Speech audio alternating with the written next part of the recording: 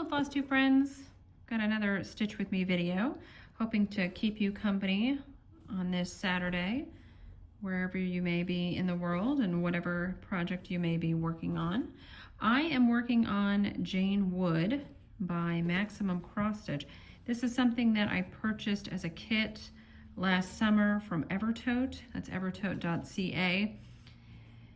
And, you know, of course, I said I wanted to finish it before September of next year, which would have been September 2026, and it's not going to be done before September. But that's okay. That's okay. We've got too many good things pulling us in too many different directions, and you can't possibly stitch all the things all at once. And so some big projects take a little longer than others, and that's okay. But over the last few days, I have gotten quite a bit added to Jane here. I have added several more strands of floss to the top of the house here, and I've even completed those 3 birds up there. And they look beautiful, gleaming in this afternoon sunlight here in the Indianapolis area. We have gotten a lot of rain in this area, and I'm sure many of you have seen it on the news. Our home is safe. Our area has not been flooded too badly. There is one weird row of houses in this area. Like, we're kind of still in farm country. A lot of this area has been built up and developed over the last few years since we've been living here. But there's still this one road that, like, the water table must be so high because every time it rains, it doesn't even have to be a lot of rain. It can just be like a significant, you know, like a good amount of rain that you would expect on a summer evening, and their yards will be flooded. It's such a weird thing. But a lot of the major flooding has been up north, and unfortunately, many people have been negatively affected by that. But we are safe where we are, and I'm very thankful for that. But yeah, a lot of rain the last few weeks, and so just happy to have a little bit of clear skies and sunshine here now. Good stitching weather. And hopefully good filming weather for you guys who are watching this at home. So let me know in the comments what you're working on, if you'd like to share with me what that may be. If you're also working on Jane, or if it's something else. This one is such a big, beautiful sampler, and it has tons of fun colors in it. I'll show you guys the floss ring here in a bit after I've got some more stitches in. This house, different pinks, 3 different pinks, some butter yellow, even some, it looks gray here on the fabric, but on the ring, on the floss card, it looks like a grayish purple. Such a strange color, that plum shadow. It's funny how it can look different in different situations. But and then a couple really beautiful blues. The blues in use here are Royal and Just Navy. And it's a little wild, but it all comes together quite nicely. I'm excited because I'm nearing the bottom of the house. And once I start the bottom of the house, then I can get going on the grass. The grass and the house together, I think that makes up, what did Carmen say, 45% of the total stitches?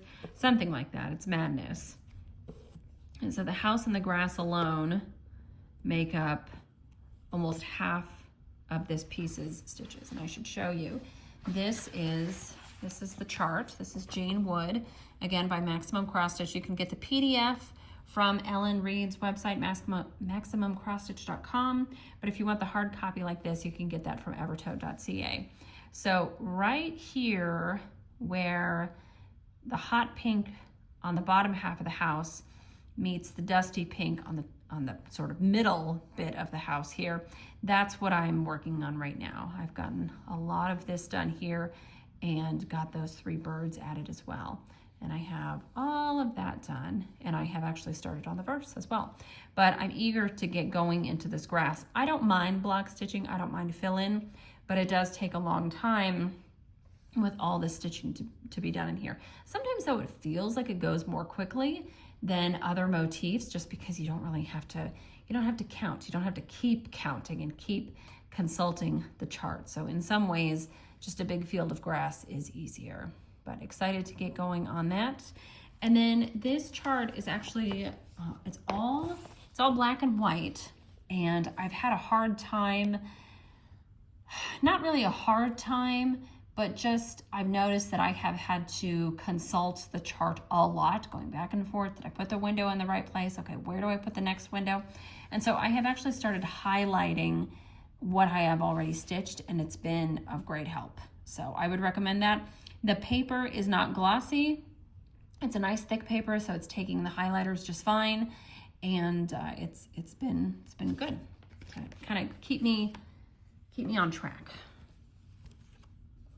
because the house it's not really super complicated. There are a lot of colors in it, but there's an order to it. And so if I can follow along, make it easy for me to follow along with the chart, then it's no problem. But love all the bright colors in this piece. Very cheery.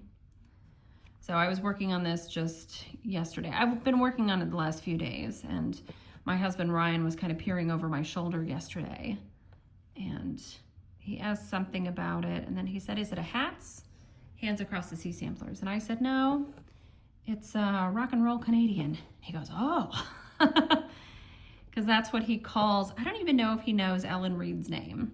Like if I asked him, what is this woman's name? Would he be able to say her name is Ellen? I don't know. But he calls her rock and roll Canadian, which I think is great. Because if you didn't know, Ellen Reed is in a band, Crash Test Dummies. And I knew that they were nominated for a Grammy at one point. And they were, I looked this up. Crash Test Dummies were nominated for Best New Artist. I don't remember the year, but they were up against, who are they up against? It was Green Day, Counting Crows, Ace of Base, and Sheryl Crow. It's like, oh my God, what a category, what a year to be considered for Best New Artist. So they unfortunately did not win. That Grammy went to Sheryl Crow. But I thought, what an amazing collection to be in. Amazing collection of bands and musicians to be in. And actually the weird thing about it though was I found this out, and I was thinking, I thought Ace of Base was active before this. You know, I was thinking Ace of Base had come to be earlier than whatever this year was, 1990 something, I think. Anyway, but Green Day is all right. I mean, they're really popular. It's not my favorite band, but Counting Crows, I just love Counting Crows. So I think it's very cool that Ellen and her bandmates, I mean, you know, rubbing elbows with all these people. Anyway, I got to see Counting Crows in concert when I was in high school, and I thought they were great. Although I talked to people, and I know that the lead singer has had some issues, but whenever Counting Crows comes up, people are like, really? You enjoyed the concert? Like, yeah. But apparently it was sort of touch and go, you know, like sometimes they performed well and sometimes they didn't. But I think that goes for many artists. Unless you have like a major theatrical production, Lady Gaga, Taylor Swift, stuff like that. But yeah, I just really like Counting Crows music. Me and the kids, we've, you know, kind of dug through some old CDs and stuff, and they're like, Mom, what's on this? Mom, what's on this? Because it's burned CDs, which of course they have no concept of because they're 12 and 14. What did we have to explain the other day? I don't even remember what it was. It wasn't a floppy disk. But there was some piece of, you know, archaic technology that came up in conversation the other day, and we had to explain what it was. It was funny and sad all at the same time. But yeah, listening to music from back in our day. It's been fun. We were driving home from dinner last night. Took the kids and Ryan's 97-year-old grandmother out to dinner. And then on the way home, Ryan was playing a bunch of like early aughts music, which was fun. He played a song by Fastball that I really like. If you guys remember them, Fastball.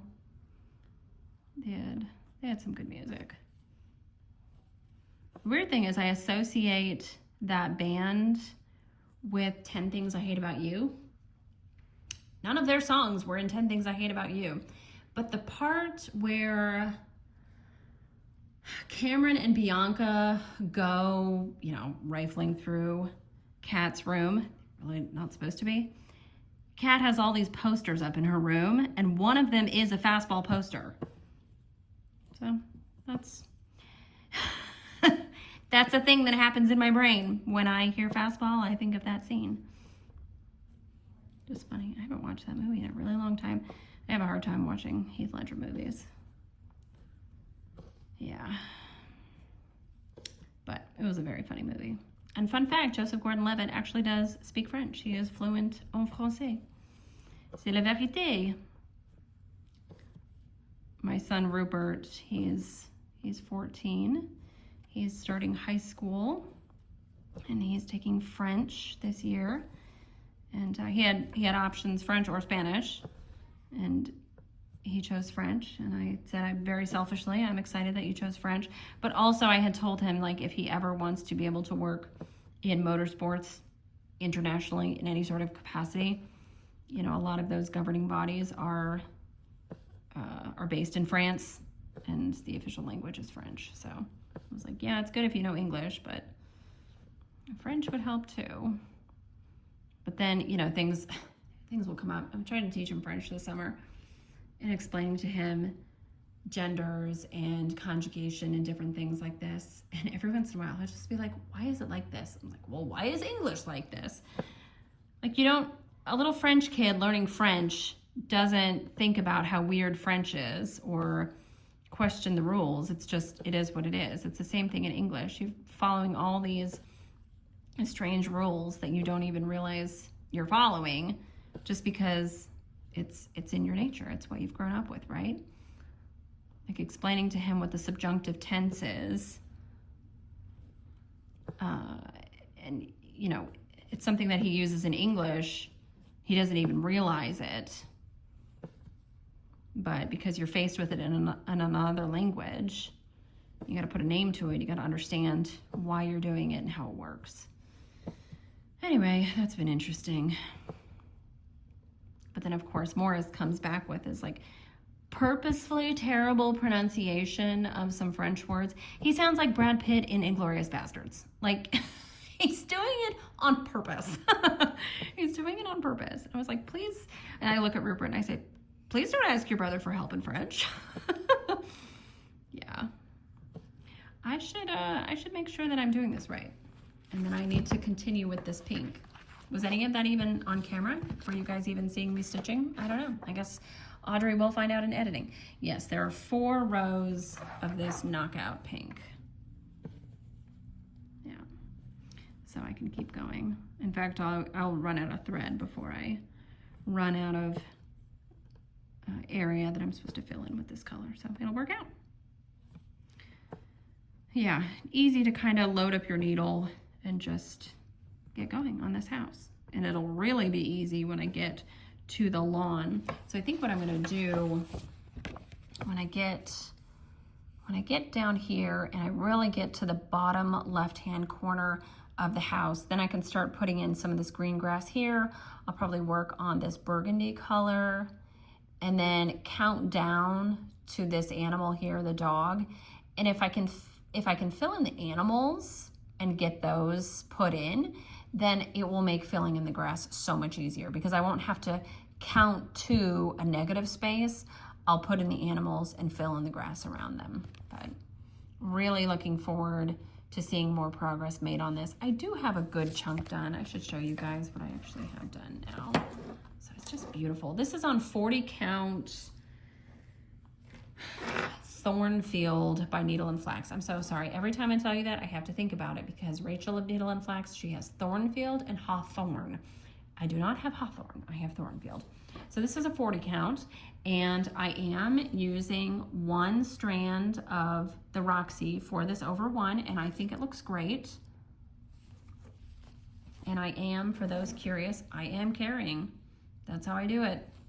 I'm not stopping and starting between words, and I sure as heck am not stopping and starting between letters. So I think it looks great. But I have a good chunk of the border done. I've taken it all the way to the right side. This is another area in the chart that I highlighted to make sure that I'm staying on track. And so you can see here, I just took a green highlighter and carried it all the way and then brought it down here. I am using some Sharpie highlighters, and they're kind of light and pastel. If I can find like a link on Amazon or something like that, I'll put that information in the drop-down box below. I think it's been very helpful, and I think it's a pack of 24, so lots of different colors, so that I can kind of, you know, color in the chart as it looks on the cover. But have all this done, and then a good amount done on the house already. So still a long ways to go, but I'm happy with it so far. It's been really fun and just an enjoyable project. I don't mind that it's taking a little longer than anticipated. Maybe I'll finish it this year, but maybe I'll, you know, carry it through to next spring and finish it in the summer. Who cares? Eventually, Jane here will be done and on my walls. She's been fun to work on. It'll be fun to have her up and on display as well. Let me go ahead and show you the Roxy floss that we have here. These are all the called for. So the model was stitched on 40 count a Roxy Floss Co. linen that I did not have. So that's why I used the 40 count Thornfield by Needle and Flax, which I think is a good substitution. It's just kind of a light, buttery, mottled tan linen, and I think it works well with this floss pack. But we have Dirty Martini, Pewter, Ochre, Plum Shadow, Morganite, Bubble Bath. This is a very nice bright pink, and it was used to outline those birds at the top of the house. Jungle Nights, I love this color, and I'm wondering, where do I get to use this color? I don't think it's used very often. It's used in this vase here. It's this peacock teal color right there. I just love it. All right, so Jungle Nights, Haystack, Maraschino. This is used in the house and I think some other flowers. Mother of Pearl, Just Navy. So this is the finials at the top of the house, what the birds are standing on. Royal, this is the other blue in the house. Lucille. Lucille is a great bright red. So if you want to try Roxy Floss and you don't want to invest in a bunch of different colors for a chart that has a ton of colors, maybe you just want to try them for a red sampler. I love Lucille. It's a beautiful bright red. You can also try Inappropriate. That's another good one, another bright red. Straw Hat, Knockout. This is the color that I'm using just now that you guys saw me stitching with. Piggy Bank. This is the other pink that's in the house. So these sit together. And then Maraschino, is this Maraschino? Is also in the house. Piggy Bank is actually not my favorite color. I don't know what it is about it, like a bluish, grayish pink. I just don't really care for it. But I do think it works well in the chart here. You know, I'm stitching with what I'm told to stitch with. Lipstick, this is a nice red as well, but it's a little bit darker than Lucille. Demerara. Charcoal. It's a almost black. Black, but not quite black. Mustard Seed. Love this. I just love any kind of yellowy acid green. Betty White, there are 2 skeins of Betty White included in this floss pack because there's a lot of white in it. I don't know that I'll actually need, are we really gonna need two skeins of that? I don't know. But Betty White, you know, if I have extra left over of that, then that's not a bad thing. Betty White is a nice white. Sage, Lazy Morning, Light Sage. There are 2 skeins of Light Sage. Now this, I do believe I may actually go through 1 skein in a bit because this is used, Sage and Light Sage are used throughout the border. And we've got Artichoke. And I say that because of Curse of the Were Rabbit. If you've seen that, we just watched that movie the other day. We watched a lot. But anyway, so that's Jane Wood by Maximum Cross Stitch. And if you're interested, this chart is still available. You can get the hard copy from Evertote as well as the Roxy Floss, which I highly recommend. They are 8-yard skeins, so don't be scared of the price. It's actually a screaming good deal, and it's a quality product. I highly recommend Roxy Floss if you're looking to try another cotton, overdyed cotton floss. And then again, if you are interested in a PDF of this instead of a hard copy, you can get that directly from MaximumCrossStitch.com, and I will link both of those sites below. But I'm gonna go ahead and finish up this thread and secure my tail on the back and maybe put a few more lengths of thread into this house before I have to start on dinner. So thank you so much for joining me today. I hope you've enjoyed this stitching session together. But thank you so much, and I'll talk to you soon. I should have a regular Flosstube episode for you next week sometime. Happy stitching!